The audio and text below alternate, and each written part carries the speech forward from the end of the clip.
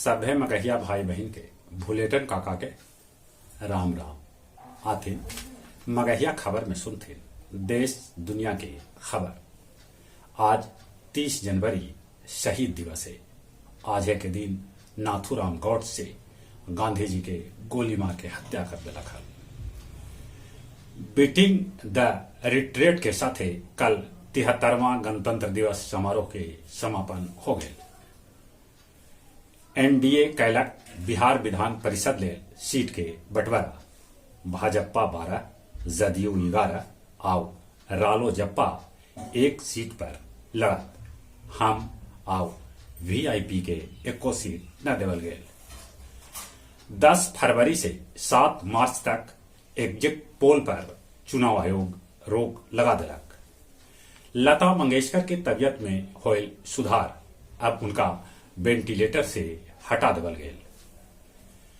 4 सत्र में आयोजित होने वाला विश्व मगही सम्मेलन के आज होए समापन।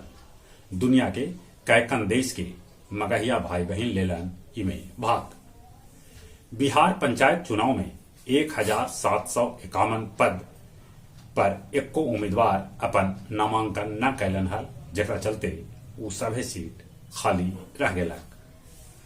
गया धनबाद रेलखंड पर आज 9 घंटा के रहत मेगा ट्रैफिक ब्लॉक। गांधी बाबा पूरी एक्सप्रेस के पेंटी कार में लगल आग।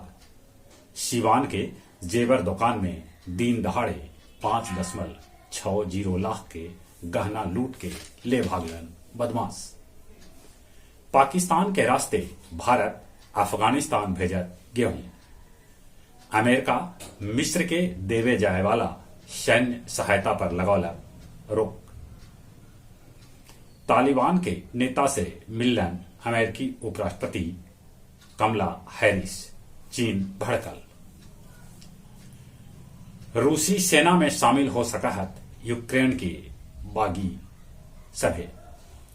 अंतरिक्ष यात्रा ले चीन बना रहल है विशेष यान, जे लंदन से न्यूयॉर्क घंटा भर में पहुंच जाए।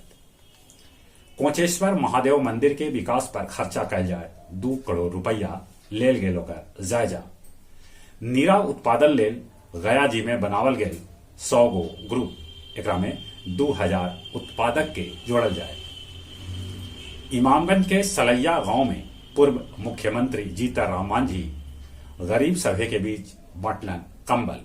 परैया में अस्पताल और तारा बांध के जीर्णोद्धार के दिलन आश्वासन। वहां पर इमामगंज के अनुमंडल बनावे के मांग भी उठल।